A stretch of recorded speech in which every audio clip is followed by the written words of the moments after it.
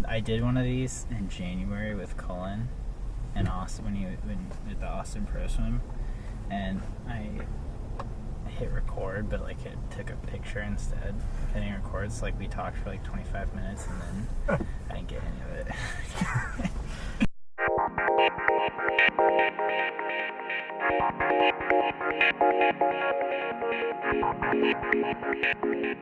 Coleman's Carpool. We're in Houston. I am with SwimSwam editor-in-chief, Braden. And that makes it Braden's Carpool today. We're going to learn the ins and outs, the deep, dark secrets of SwimSwam as we know it. It's not going to be good for anybody. Anything's on the table except most of the things that you want to know about. We had a very extensive meeting about the limitations of what I could ask before this. Mel Stewart does live exclusively on a diet of kale.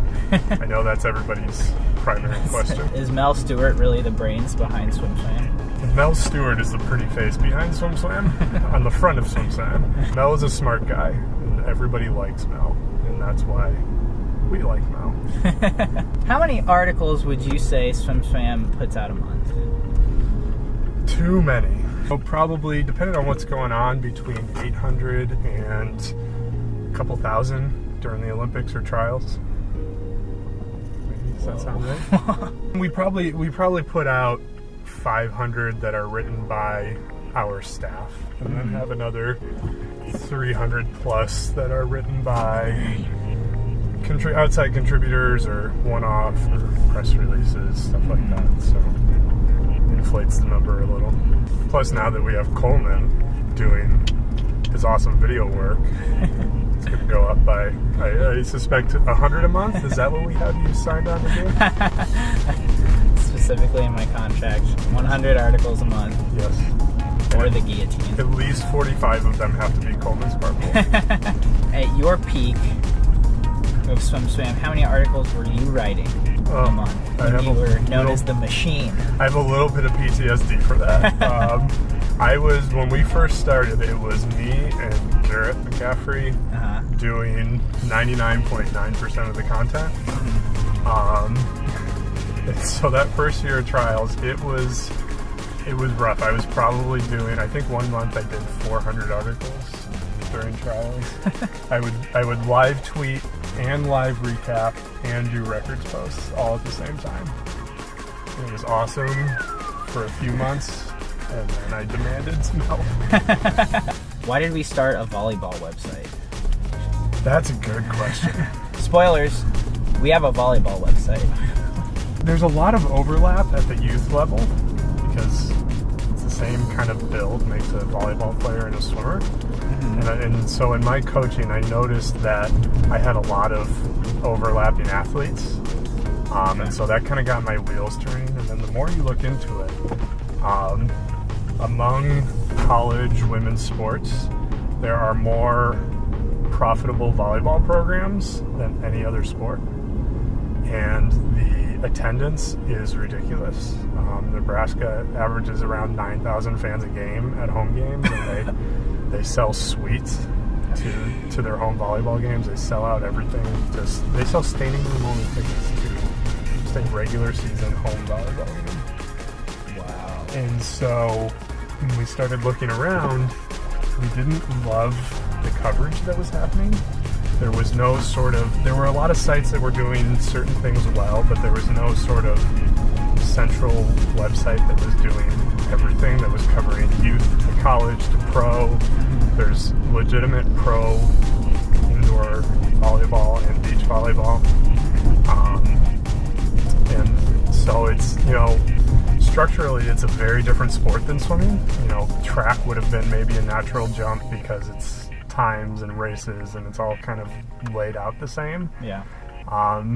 But I don't know, volleyball, it just seemed like there was a need in the market and we wanted to see if we could fill it. So far we're having some luck and some success and still learning the differences, what volleyball people care about and swimmers don't. Volleyball people have to watch the video.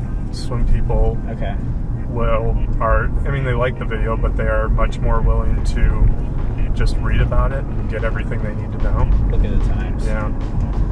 So it's been interesting. Yeah. Once we've been successful with swimming and volleyball, we feel like we've kind of covered the two major categories of sports, racing sports and ball sports, for lack of a better term. Yeah.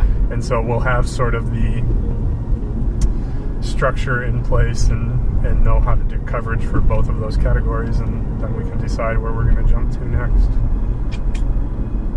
Spoiler alert, I'm trying to model my pose after Dave Durden, because when he did his Coleman's Carpool, he just looked like so chill, but I keep looking at the camera and ruining it. You know what we're going to do next, Coleman? What? We're going to drive past all of the Vietnamese restaurants that have names that are innuendos.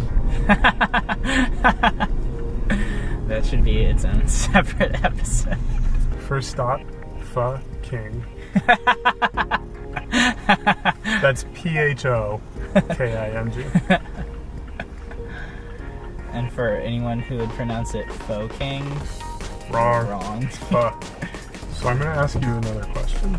And then you have to ask it back to me, because I'm only asking you this question because I want to answer this question. Okay. If you were the king of swimming, Nice. and let's say it's like a constitutional monarchy, and Yeah. you get one thing that you can do without having to have a vote. Okay. Because it's my opinion that that there are a lot of things that could be changed in swimming that wouldn't be popular, but in the long run would make it better. Yeah. Let's say you got one. Yeah. What would it be? Oh, okay. I know. What I would want to change is the stigma that the Olympics is the end all be all. Like, I would want a major competition every single year, like the Super Bowl or the NBA playoffs, Right.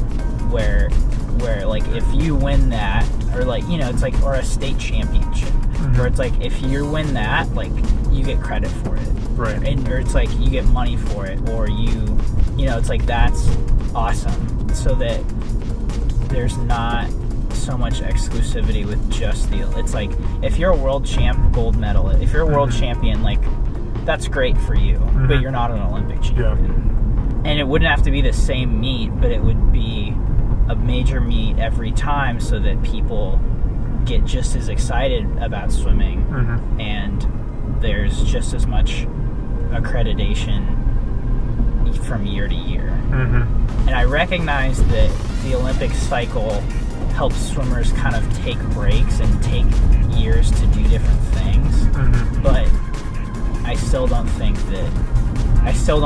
that our sport only ever really gets popular once every 4 years.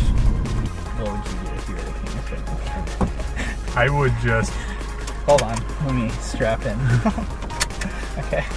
We're at a red light, so that was safe. I would just completely blow up the format of meets and redo them, reconstruct swim meets into some different format. And this is the part that would be the least popular, into a format where setting records doesn't matter as much as winning. I think that what hurts our sport is that you have somebody, you know, like Katinka Hozu go to a world championship meet, she wins a non-competitive race by 3 or 4 seconds and doesn't break a record, and nobody cares. Like, I think at an 8-day world championship meet, there's 10 swims that anybody cares about, and I think it's because if you're not breaking a record and it's not a competitive race, that doesn't mean anything.